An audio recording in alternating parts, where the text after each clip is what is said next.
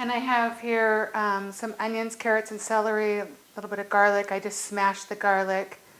Don't have to be careful with what these look like. They are just going to go in and be boiled. So with the bones, so just chop them up a little bit, throw them in here. We're going to put the liquid in. So you can also use like the tops of celery. They have a lot of flavor. You don't want to leave out the drippings that are in the bottom of your container that the chicken came in, because if you see there's a lot of gelatin in it, you want to capture all that gelatin. So I usually use this to measure my water and get all those little bits out.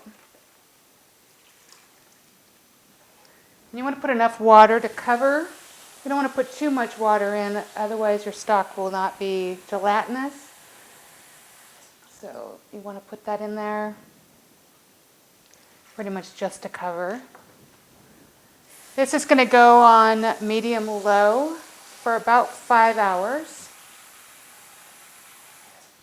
I don't cover it when I make mine, so you want to make sure that if you are not covering it, that you put enough liquid in. If you come back an hour or two and you notice that it still needs some more water, you can certainly add some to it so it doesn't get dry. And I'm going to add a little pepper and some salt. And I don't add too much because I know I'm going to use it for something else later. Give it a little stir, put it on the stove.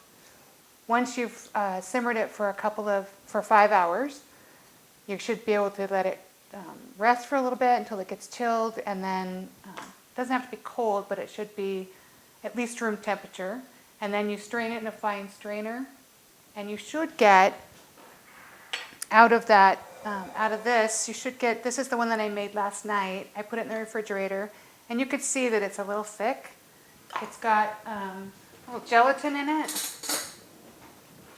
so it comes out a little gelatinous, thick.